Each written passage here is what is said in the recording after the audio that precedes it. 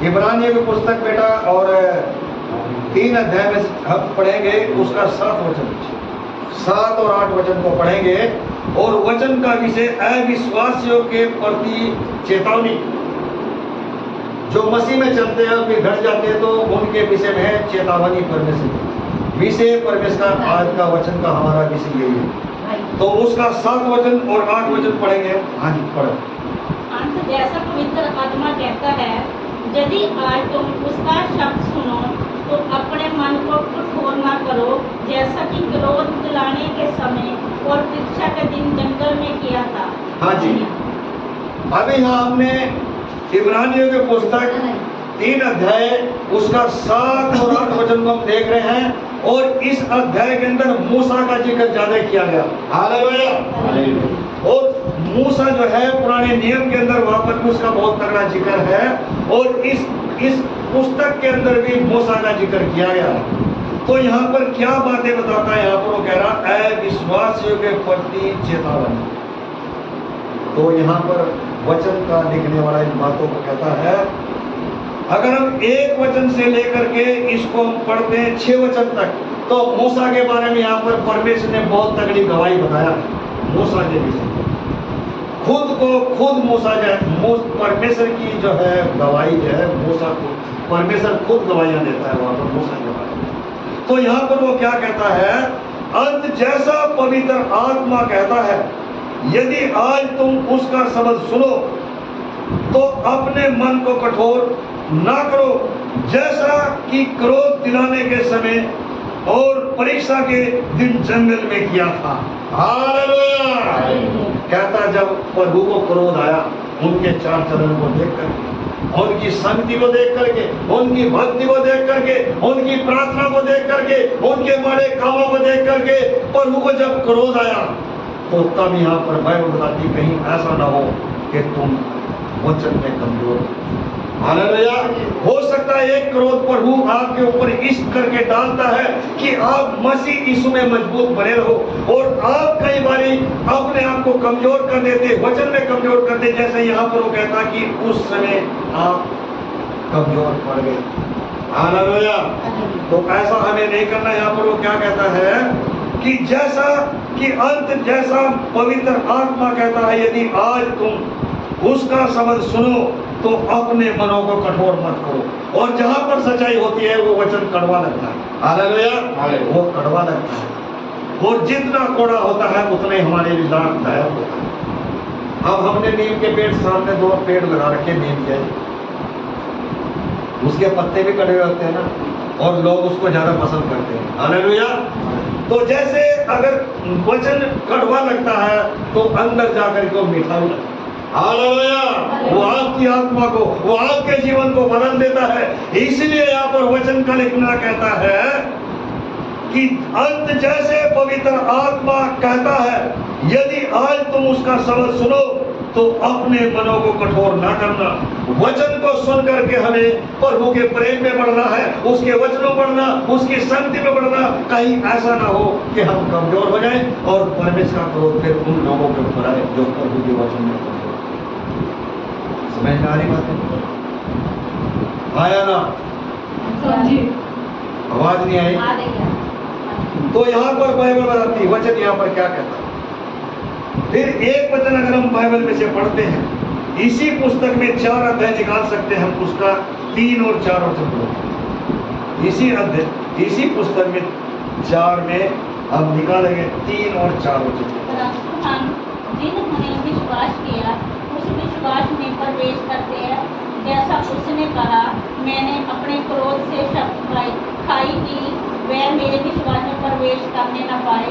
यदि जगत की उत्पत्ति के समय से उसके काम पूरे हो चुके थे, क्योंकि 7वें दिन के विषय में उसी ने यही जो कहा, परमेश्वर ने 7वें दिन अपने सब कामों को निपटाकर विश्राम किया। हालेलुया। ये जो वचन यहाँ पर हमने 4थे वचन में पढ़ा है, ये उत्पत्ति की किताब में भी लिखा हुआ। हालेलुया।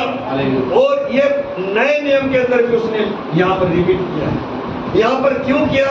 इसलिए किया कि सबत का दिन जो है वो विश्राम का दिन।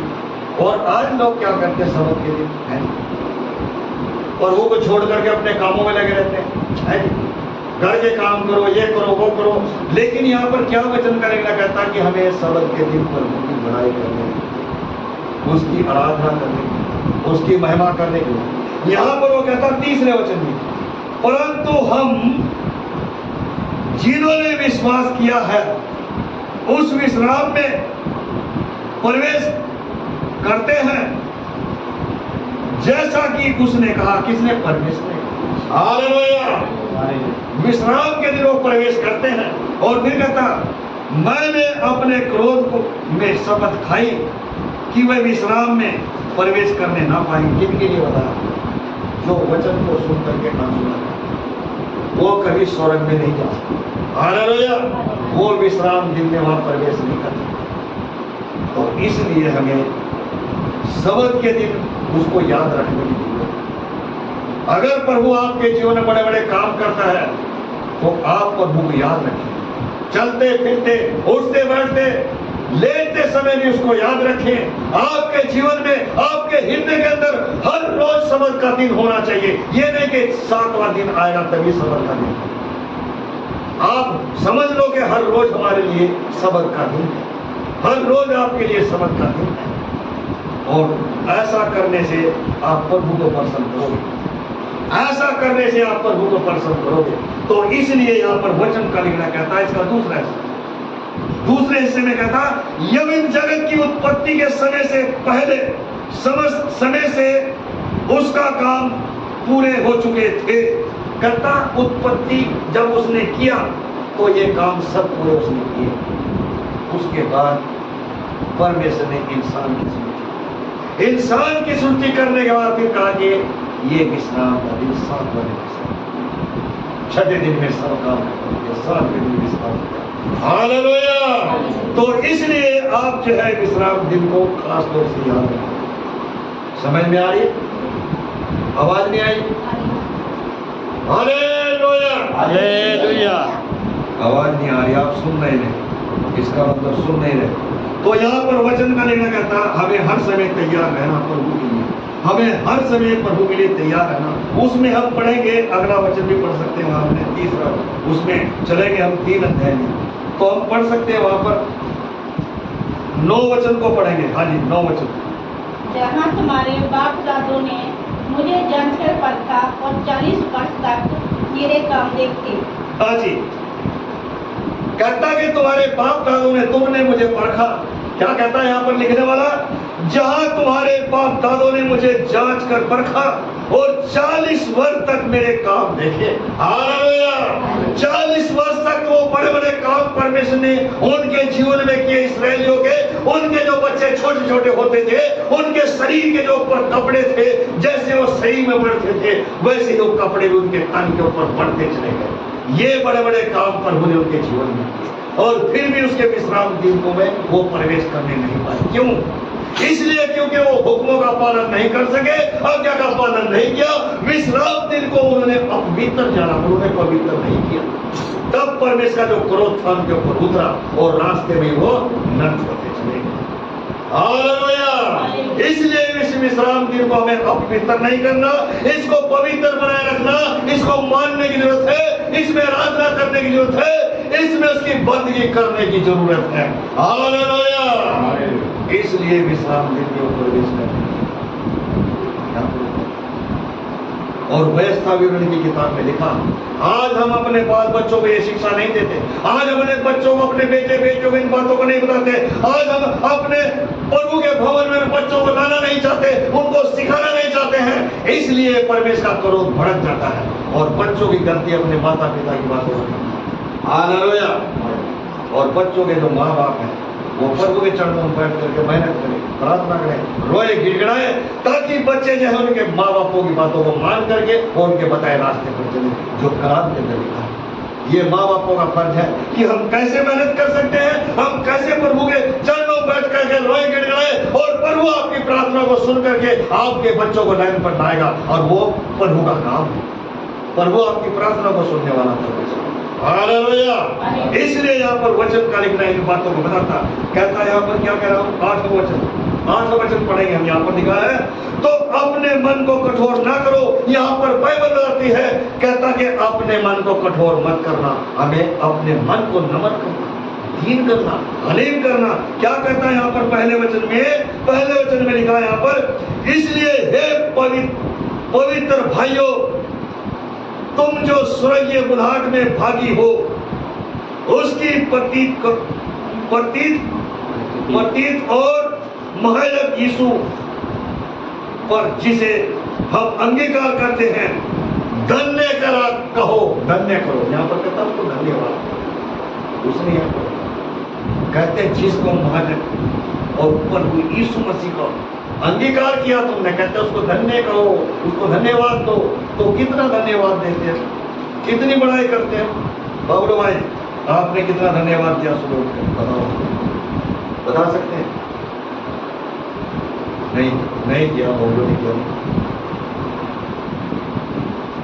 क्योंकि जो प्रभु को समय उठ करके धन्यवाद देते हैं, प्रभु बैल सरोज कह रही, उन्हें हाथ उठा, उन्हें धन्यवाद किया। हालेलुया। और किसने किया धन्यवाद? अच्छा, इतने लोगों ने धन्यवाद दिया, तो हमें और भी जो नहीं दे सकते वो भी धन्यवाद दे सकते। इसलिए बाइबल में यहाँ पर बाइबल क्या कहता है, वचन का लिखना क्या कहता है, हमें संडे के दिन जो है पहला दर्जा किसको देना? प्रभु को देना। पहला जो समय है किसको देना? प्रभु को देना। किचन को नहीं देना, बाथरूम को नहीं देना, कपड़ों की बाल्टी को नहीं देना है जी, कुकर में रखे चने चिट्टे उनको नहीं देना है जी, कढ़ाई में तेल रखा पूरियों वास्ते उनको नहीं देना है। हालेलुया। अगर पहला समय देना है तो वो खुद को, हम उसको यीशु मसीह को पहला समय दें, जिसने आपको जीवित प्राणी बनाया और जिसने अपनी आत्मा आपके अंदर डाल करके आपको इस काबिल बना कि उसके चरणों में बैठ कर 3 महीना। हालेलुया। तभी उसने कहा कि जो सबत दिन को अपवित्र करते हैं वो उसके विश्राम में प्रवेश करने नहीं पाएंगे। ये परमेश्वर का हुक्म था, ये परमेश्वर का हुक्म था, इसलिए कि उन्होंने उसको अपवित्र किया, उसकी आज्ञा का उल्लंघन किया, उसके हुक्मों को नहीं माना और उसके बताए रास्ते पर नहीं चले। इसलिए वो 40 सालों में चलते चलते रास्ते में ही पूरे होते चले गए। इसलिए हमें उसकी आज्ञा का पालन करके और विश्राम दिन को पवित्र मानने की जरूरत है, ताकि तुम विश्राम दिन में प्रवेश कर सको और ऐसा ना हो कि प्रभु का जो क्रोध है वो उनके ऊपर है जो अपवित्र है। हालेलुया। समझ में आ रही बात है? समझ में आई? यहाँ पर कह रहा है जैसा कि क्रोध दिलाने के समय और परीक्षा के दिन जंगल में किया था। प्रभु की परीक्षा ली उन्होंने, प्रभु पर विश्वास नहीं किया उन्होंने। कहता हमें भूखा मारने के लिए आया, हमें प्यासे मार दिया। हम मिस्र देश के अंदर मछलियां खाते थे, हम लहसुन खाते थे, हम प्याज वहां पर खाते थे और वो उस दुख को भूल गए, जिस दुख में से प्रभु उनको निकाल करके लाया। लेकिन वहां पर कहता हम मिस्र देश में वहां पर वो चीजें खाते थे। हालेलुया। अगर प्रभु के साथ चलना है तो दुख भी उठाना पड़ेगा। हालेलुया। अगर प्रभु के साथ चलना तो दुख भी उठाना पड़ेगा। अगर सुख चाहते हो तो फिर प्रभु की आशीष आपको नहीं मिलेगी। हालेलुया। विश्राम दिन में प्रवेश नहीं करने पाओ। इसलिए हमें प्रभु के लिए दुख उठाने की जरूरत है। हमें प्रभु के लिए दुख उठाएंगे, पहला दर्जा उसको देंगे, पहला समय उसको देंगे, तो खुद को परमेश्वर आपके सामने हाजिर होगा। हालेलुया। अपने स्वर्गदूतों के साथ भी आएगा, अपने आप को खुद भी आएगा और आपसे वो बातचीत भी करेगा। समझ में आ रही बात है? फिर यहाँ पर 9 वचन में लिखा था, 9 वचन हमने पढ़ा था, यहाँ पर पढ़ देंगे जरा जोर से जल्दी से। जहाँ तुम्हारे बाप दादों ने मुझे जांच कर परखा और 40 वर्ष तक मेरे काम देखे। हाँ जी, 40 वर्षों तक वो बड़े बड़े काम, वो चमत्कार देखते रहे और उन चमत्कारों को देख करके भी उनका मन नहीं बदला, उनका हृदय नहीं बदला। हालेलुया। हम कितने सालों से मसीह में हैं, हम कितने सालों से चर्च में आ रहे, आज तक भी हमने अपने आप को उसके हाथों में पूरी तौर से नहीं सौंपा। हालेलुया। अगर पूरी तौर से सौंपते तो पहला दर्जा प्रभु को देते। हालेलुया। इसलिए प्रभु आपसे प्रेम करता है, वो दुख में भी आपसे प्रेम करता है, वो सुख में भी आपसे प्रेम करता है। और अगर पहला दर्जा देते तब भी वो प्रेम करेगा, अगर नहीं देते तब भी वो प्रेम करेगा। लेकिन उस विश्राम दिन में आप वहां प्रवेश नहीं करने पाओगे। क्यों? इसलिए कि आप विश्राम दिन को पवित्र नहीं मानते। हालेलुया। और पवित्र वही मानते हैं जो उसकी इज्जत करते हैं, जो उसके नाम में चलते हैं, उसके वचन में चलते हैं, उसकी शक्ति और भक्ति में बने रहते हैं। मूसा का जिक्र यहाँ पर किया गया। यहाँ पर क्या कहता है? 3 वचन में पढ़ो, तीसरा वचन, 3 में 3 वचन पढ़ो। हाँ जी। क्योंकि यीशु मसीह से इतना बढ़कर महिमा के योग्य समझा गया जितना कि घर का बनाने वाला घर से बढ़कर आदर रखता है। देखो, मूसा की खुद गवाही परमेश्वर देता है वहां पर, कहता वो इतना आदर के योग्य समझा गया, वो इतना महिमा के योग्य समझा गया। उसने क्यों ऐसा किया? क्योंकि वो आज्ञाकारी रहा, वो पहला दर्जा प्रभु को देता था, वो उसके डर में रहता था, वो उसके भय में रहता था, वो उसकी अगुवाई के अनुसार चलता था। आज अगर आप उसके डर में रहोगे, आज उसके भय में रहोगे, उसकी आज्ञा का पालन करोगे, विश्राम दिन को अपवित्र नहीं करोगे बल्कि उसको पवित्र करके मानोगे, तो प्रभु जो है आपकी भी गवाही देने के लिए तैयार। हालेलुया। समझ में आ रही बात है? समझ में आ रही? आवाज नहीं आ रही मुझे, एक कान से कम सुनता, मुझे इधर से एक कान से कम सुनता है। आज से कई साल पहले मैं सहारनपुर काम करता, मुझे जुकाम लगा, जुकाम जिसको नजला बोलते हैं, उसमें नजले में मेरे कान जो खराब हो गए। मैंने गौर नहीं किया, मैंने चल ऐसे ठीक हो जाएगा। वाकई में सही कहा, मुझे इस कान से नहीं सुनता, इससे बिल्कुल नहीं सुनता है। क्यों नहीं सुनता? क्योंकि मैंने गौर नहीं की। और अब यहाँ पर मैं खड़ा हूं तो मुझे चारों तरफ से सुनता, आगे से पीछे से सब कुछ सुनाता, पर वो सुनाता है मुझे। हालेलुया। तो इसलिए वचन का लिखना यहाँ पर कहता है मूसा के बारे में, यहाँ पर प्रभु वो खुद को गवाही देता। क्यों देता? वो आज्ञाकारी था, वो हुक्मों का पालन करता था, पहला दर्जा प्रभु को देता था। इसलिए यहाँ पर बाइबल बताती है वो किचन में नहीं जाता था, वो बाथरूम में बाल्टी भर के कपड़ों की नहीं लेकर के जाता था। इसलिए वो प्रभु की शक्ति में बना था और विश्राम दिन को पवित्र मानता था। इसलिए खुदा ने उसकी गवाही को दिया। हालेलुया। तो इसलिए हमें अपने आप को जांचने की जरूरत। समझ में आ रही बात है? समझ में आ रही? यहाँ पर फिर क्या कहता है वचन का लिखना? यह कहता है जहां तुम्हारे बाप दादों ने मुझे जांच कर परखा और 40 वर्ष तक मेरे काम देखे। कहता वो जो काम मैं करता था, चट्टान के काम को देखा, समुद्र के काम को देखा, उसने उस मन्ने को देखा जो आसमान से उनके लिए बरसाया, उन मछलियों को देखा जो आसमान से बारिश के साथ बरसाई, उन सबको उसने देखा है जी। आज्ञाकारी रहा। परमेश्वर ने कैसे बड़े बड़े काम उनके लिए किए। आज प्रभु आपके लिए भी उन कामों को कर सकता, आज प्रभु आपके लिए बड़े बड़े काम कर सकता, आज प्रभु आपके लिए वो चमत्कार कर सकता है। इसलिए यहाँ पर कहता है विश्राम दिन को पवित्र मानो। हालेलुया। विश्राम दिन को पवित्र मानो। तो यहाँ पर बाइबल और फिर यहाँ पर वो क्या कहता? 10 वचन पढ़ो बच्चों से, हमारी इसी अध्याय में। इस कारण मैं उस समय के लोगों से क्रोधित रहा और कहा इनके मन सदा बढ़ते रहते हैं और इन्होंने मेरे मार्गों को नहीं पहचाना। हाँ जी, देखो कहता है यहाँ पर, कहता है कि 10वें वचन के कहता है इन्होंने मेरे मार्ग को नहीं जाना, इन्होंने उस हुक्मों को नहीं जाना, इन्होंने मेरी आज्ञा का पालन नहीं किया। यहाँ पर वचन का लिखना कहता आज आपको भी वचन ये सिखाता है, आज इन वचनों के द्वारा आपको भी सीखने की जरूरत है। यहाँ पर वो कह रहा इस कारण मैं उस समय के लोगों से क्रोधित रहा। क्यों रहा? क्योंकि इन्होंने विश्राम दिन को पवित्र किया और प्रभु के हुक्मों को तोड़ दिया, उसकी आज्ञा का पालन नहीं किया। अपनी इच्छा के अनुसार इन्होंने उल्टे सुल्टे काम, इन्होंने पुट्ठे सीधे काम करने शुरू कर दिए और परमेश्वर का जो क्रोध था इनके ऊपर भड़क। हालेलुया। और फिर कहता 40 साल तक तुम मुझे परखते रहे, 40 साल तक तुम उन जिन चमत्कारों को देखते रहे, फिर भी तुमने विश्वास नहीं किया। तो इसलिए यहाँ पर बाइबल बनाती वचन यहाँ पर बनाता है ये लोग चलते चलते रास्ते में ढेर हो गए। कहीं ऐसा ना हो। इंसान का कोई भरोसा नहीं, इंसान का कोई भरोसा नहीं कब उसके अंदर से ये सांस निकल जाए। हालेलुया। कब उसके अंदर से आत्मा को प्रभु निकाल दे। इसलिए हमें अपने आप को मजबूत बनाने की जरूरत है। इन लोगों की तरह नहीं, बल्कि हमें ऐसे बनना है जैसे प्रभु यीशु मसीह ने अपने शागिर्दों को तैयार किया। हालेलुया। जैसे उसने अपने चेलों को तैयार किया, आप ऐसे बन करके दिखाओ, आप ऐसे हुक्मों का पालन करो, आप उसकी आज्ञा का पालन करो और विश्राम दिन को पवित्र मानो। तो प्रभु जो है आपको उसमें प्रवेश करने के लिए आपके लिए द्वार खोलेगा। हालेलुया!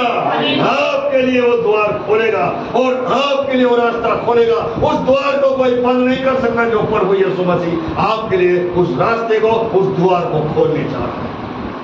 समझ में आ रही है बातें? आवाज नहीं आ रही, मेरी आवाज कम नहीं करती, मैंने कहा पानी नहीं पिया है इस करके आवाज कम नहीं करती है। तो यहाँ पर क्या लिखा वचन में, एक वचन और पढ़ेंगे 5 अध्याय में 5 और 6 वचन, इसी पुस्तक में 5 अध्याय में 5 और 6 वचन पढ़ेंगे। हाँ जी। वैसे ही मसीह ने भी महायाजक बनने की बड़ाई अपने आप से नहीं ली, हाँ जी। पर उसको उसी ने दी जिसने उसी से कहा था, तू मेरा पुत्र है, आज ही मैं ही ने तुझे उत्पन्न किया है। हाँ जी। इसी प्रकार वह दूसरी जगह में भी कहता है, तू मलिकिसदेक की रीति पर सदा के लिए याजक है। हाँ जी। अभी यहाँ पर 5 और 6 वचन में यहाँ पर कहता प्रभु यीशु मसीह ने, प्रभु यीशु मसीह के बारे में यहाँ पर कहता है, विषय है कि मसीह ने भी महायाजक बनने की बड़ाई अपने आप से नहीं ली। देखो यहाँ पर कहता अपने आप से वो बड़ाई नहीं ली। हालेलुया! और जो अपने आप से बड़ापन करता है तो एक दिन वो गिर जाता है, वो गिर जाता है। और जो हुक्मों का पालन करके चलता है उसको प्रभु गिरने नहीं देता, बल्कि उसको विश्राम दिन में वो प्रवेश कराने वाला परमेश्वर। हालेलुया! विश्राम दिन में उसको वो प्रवेश कराएगा और उस समय को उससे कोई छीन नहीं सकता जो प्रभु उसको देने वाला है। और वो समय आपसे जा भी सकता है। किस लिए? जब आप हुक्मों का पालन नहीं करोगे और विश्राम दिन को पवित्र नहीं मानोगे तो फिर वो समय आपसे चला जाएगा। इसलिए हमें उसकी हुक्मों का पालन करके, उसकी आज्ञा को मान करके और उसके वचनों में बने रहने की जरूरत है और उस सबत के दिन को पवित्र मानने की जरूरत है। तब आप उस विश्राम में प्रवेश करने पाओगे। तब यहाँ पर क्या कहता वचन का लिखना है, यहाँ पर कहता कि महायाजक बनने की बड़ाई अपने आप से नहीं ली, पर उसी को उसने दी जिसने उससे कहा था, तू मेरा पुत्र है, आज मैंने तुझे उत्पन्न किया। प्रभु यीशु मसीह के बारे में आप कहता है ये परमेश्वर ने उसको संसार में एक बालक का रूप धारण किया और वो शुरू से लेकर के आखिर तक आज्ञाकारी और आज भी वो आज्ञाकारी। हालेलुया! जैसे प्रभु यीशु मसीह आज्ञाकारी रहा तो आप भी आज्ञाकारी हो सकते हैं। आज्ञा पूरी करने के लिए कोई भार नहीं उठाना पड़ता, कोई वजन नहीं उठाना पड़ता। हालेलुया! ना पैसे लगते आज्ञाकारी पूरे करने के अंदर। तो इसलिए हमें उस आज्ञा का पालन करने के लिए अपने मन को खोलने की जरूरत है प्रभु की। और जब आप मन को खोलोगे तो प्रभु आपको आत्मा का अभिषेक देगा और फिर आप आज्ञाकारी बनेगा। हालेलुया! तो यहाँ पर फिर 6वां वचन कहता, 6वां वचन जल्दी से पढ़ देंगे। कहता है, तू मलिकिसदेक की रीति पर सदा के लिए याजक है। हाँ जी। देखो कहता उसको यहाँ कहता सदा के लिए याजक, और फिर उसको परंपरा ने अपने इकलौते पुत्र को वहां पर ऐसा तकड़ा अधिकार देकर के स्वर्ग के अंदर बैठा दिया। और आज वो प्रभु अपने लोगों को भी एक ऐसे बड़े अधिकार दे सकता है जो विश्राम दिन को पवित्र मानेंगे, उनको प्रभु जो है अधिकार देने वाला। हालेलुया! उनको प्रभु अधिकार देने वाला। और इसमें 4 अध्याय 12 वचन पढ़ सकते हैं इसी पुस्तक में, 4 में 12 वचन पढ़ सकते। क्योंकि परमेश्वर का वचन जीवत और प्रबल और हर एक 2 धारी तलवार से भी बहुत चौका है और प्राण और आत्मा को एक गांठ और गुदे को लग करके बार छेदता और मन की भावना और विचारों को जानता है। हाँ जी।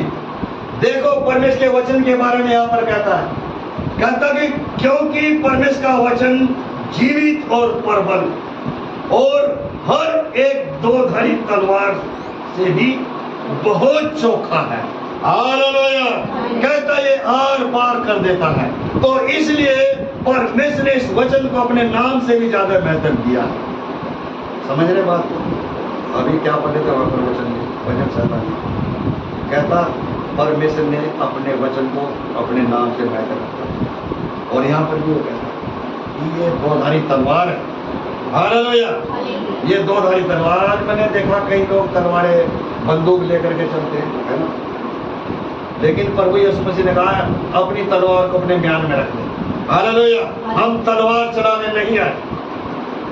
यहाँ पर बाइबल में आती कहता हम प्रभु का वचन जो है यही हमारे लिए तलवार है, यही हमारे लिए दोधारी तलवार है। तो इसलिए हमें इस वचन को सुन करके सबत के दिन को अपवित्र नहीं करना। तो प्रभु के वचन को सुन करके और सबत के दिन को पवित्र करना। समझ में आया बात? फिर एक वचन और पढ़ो, इसमें 16 वचन पढ़ो, इसी में 4 में 16 वचन पढ़ो। इसलिए आओ हम अनुग्रह के सिंहासन के जीवित राह पर चले कि हम पर दिया हो वह अनुग्रह पाए जो आवश्यकता के समय हमारी सहायता करे। देखो यहाँ पर कहता कि अनुग्रह के सिंहासन के सामने दंडवत करो। हालेलुया। दंडवत करो जिस सिंहासन पर प्रभु यीशु मसीह को परमेश्वर ने बिठाया, कहता वहां पर उस अनुग्रह के सिंहासन पर दंडवत करो। हालेलुया।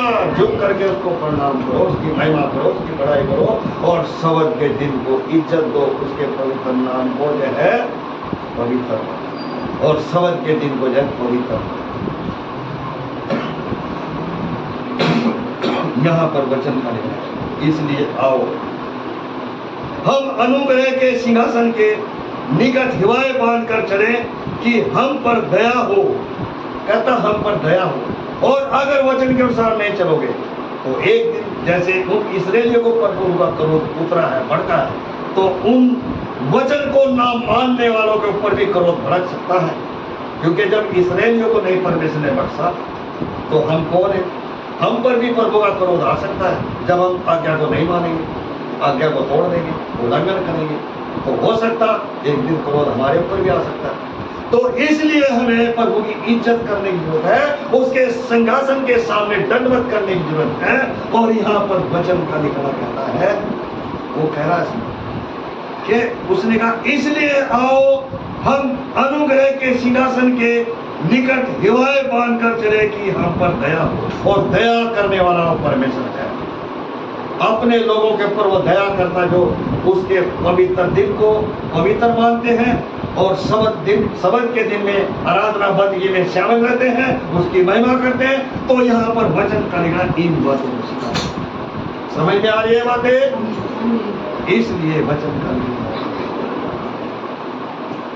यहाँ पर वचन। मीनाक्षी समझ में आवाज आ रही है? अच्छा ठीक है, आवाज आ रही है उधर भी। तो एक वचन और भी हम पढ़ सकते हैं बाइबल में से, और 3 अध्याय में 5 वचन पढ़ो। 3 में 5 वचन पढ़ो। मूसा तो परमेश्वर के सारे घर में सेवक के समान विश्वास योग्य रहा कि जिन बातों का वर्णन होने वाला था उनकी गवाही दे। हाँ जी, देखो अभी 5 वचन के अंदर फिर यहाँ पर मूसा का जिक्र किया गया। यहाँ पर कहता मूसा के बारे में यहाँ पर बता।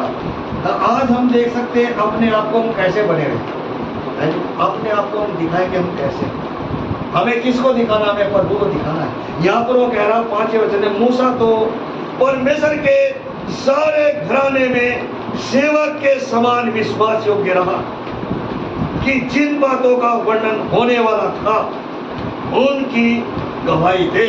और ये मूसा ने गवाही दिया, और आज भी ये इस बाइबल के अंदर ये बातें।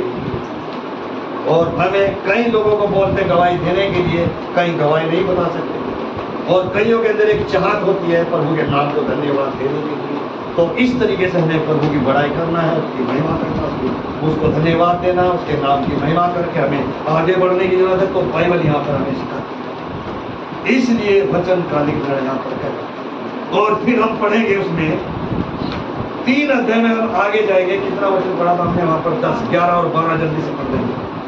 11 और 12 वचन जल्दी से पढ़ेंगे। तब मैंने क्रोध में आकर शब्द खाई, मैं मेरे विश्राम में प्रवेश करने न पाए। हे भाइयों, चौकस रहो कि तुम्हें ऐसा बुरा और अव्यवस्थित मन ना हो जो तुम्हें जीते परमेश्वर से दूर डाले। हाँ जी, यहाँ पर 11 और 12 वचन, यहाँ पर वो क्यों उसने यहाँ पर लिख करके बताया, क्यों उसने यहाँ पर बताया, हमारी आंखें खोलने के लिए, हमारे हृदय को खोलने के लिए, कि जैसे उन लोगों ने गलती की हम आगे को इन गलतियों को ना दोहराएं, और जब इन गलतियों को हम दोहराते हैं तो परमेश्वर का क्रोध उनके ऊपर। हालेलुया। तब यहाँ पर वो कहता है, जब मैंने क्रोध के में आकर शपथ खाई, वे विश्राम में प्रवेश करने ना पाए, तब हे भाइयों चौकस रहो कि तुम में ऐसा बुरा और अविश्वासी मन का ना हो, जो तुम्हारे जीवते परमेश्वर से दूर हट जाए। देखो यहाँ पर कहता, तुम्हारे बीच में ऐसा कोई ना हो जो परमेश्वर की शक्ति से, उसकी भक्ति से, उसके वचन से अलग हो जाए। कहता तुम में ऐसा कोई ना हो, कहीं ऐसा ना हो परमेश्वर का क्रोध उनके ऊपर भड़के जो उनसे अलग है। Hallelujah, hallelujah. तो इसलिए यहाँ पर वचन का लिखना इन बातों को सिखाता और समझाता। पढ़ेंगे फिर अगला वचन 13 और 14 वचन जल्दी से पढ़ देंगे। वरन जिस दिन तक आज का दिन कहा जाता है, हर दिन एक दूसरे को समझाते रहो, ऐसा ना हो कि तुम में से कोई ज्यादा पाप के छल में आकर कठोर हो जाए, क्योंकि हम मसीह के भागीदार हुए हैं। यदि हम अपने प्रथम भरोसे पर अंतर्विद्या से सी रहे, जैसा कहा जाता है, यदि आज तुम उसका छल सुनो तो अपने मनों को कठोर न करो, जैसा कि क्रोध लाने के समय किया था। हाँ जी, उसने यहाँ पर कह दिया, यहाँ पर उसने साफ कहा कि तुम अपने मनों को कठोर ना करो, जैसा कि उन्होंने उस समय किया था। इसलिए इन वचनों के अनुसार हमें चलने की जरूरत है और हमें विश्राम दिन को पवित्र मानने की जरूरत है। हालेलुया। यहाँ पर कहता, उसमें 13 वचन में उसने साफ कहा यहाँ पर, वरन जिस दिन तक आज के दिन तक कहा जाता है, हर एक दिन दूसरे को समझाते रहो, ऐसा न हो कि तुम में कोई जन पाप के छल में पड़कर कठोर हो जाए। ये उसने सिखाया। और आज बहुत सारे लोग पाप और गुनाह के अंदर पड़ करके वो प्रभु की शक्ति से, उनके वचन से दूर हो गए और उल्टे सुल्टे कामों में पड़ करके वो प्रभु से अलग हो गए।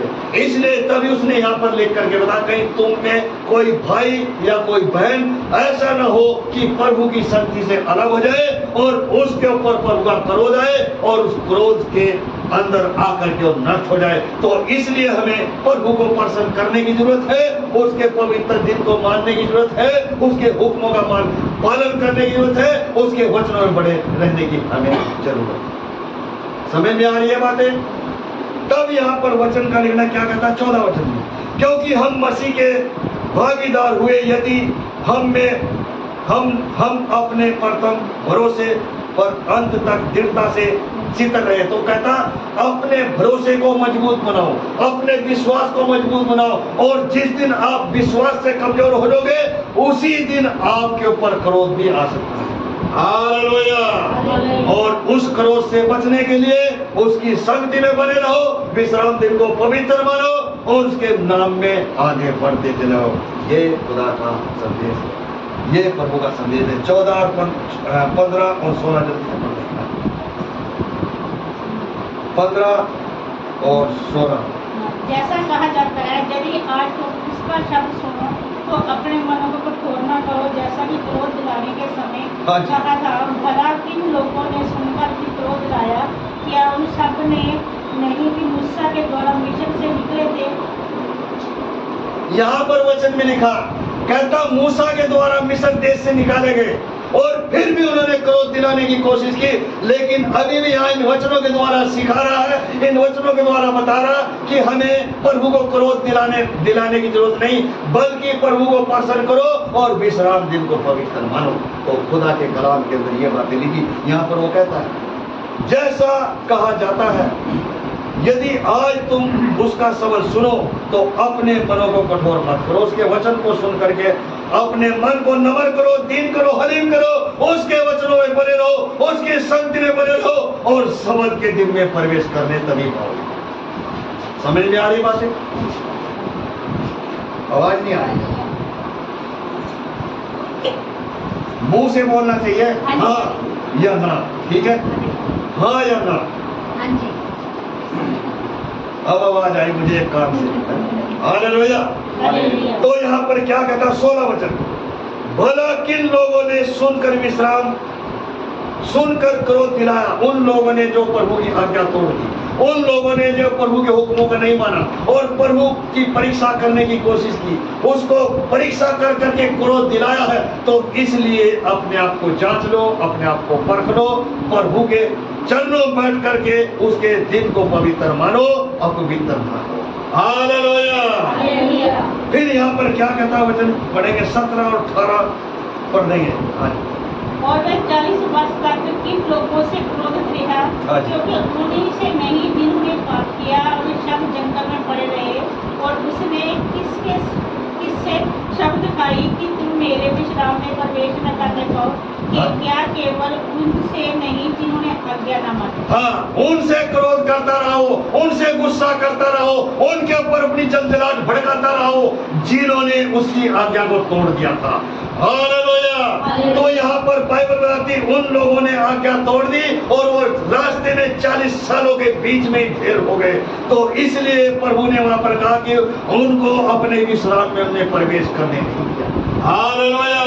तो इसलिए आज हम अपने आप को जांचे, अपने आप को परखे, क्या हम उसके हुक्मों का पालन करके चले, क्या पहला दर्जा प्रभु को दे रहे हैं। लेकिन यहाँ पर मूसा से हम सीख सकते हैं।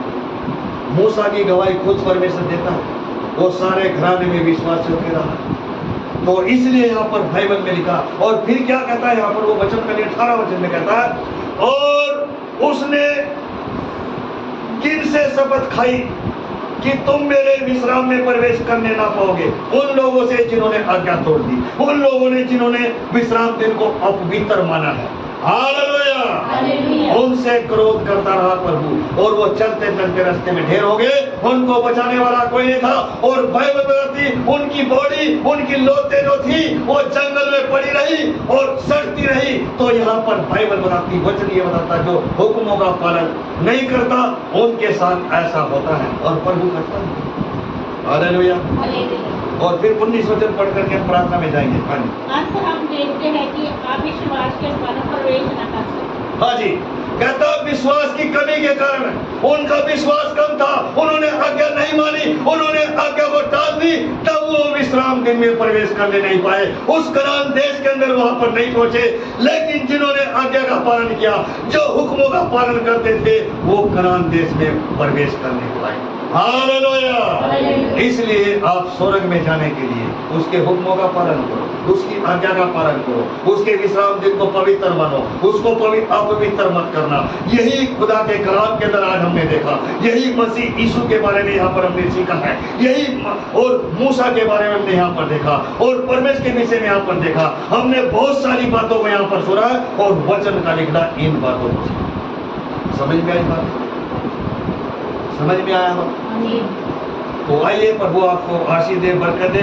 आगे के समय में हम जाएंगे और गीत गाएंगे और प्रभु की महिमा करेंगे और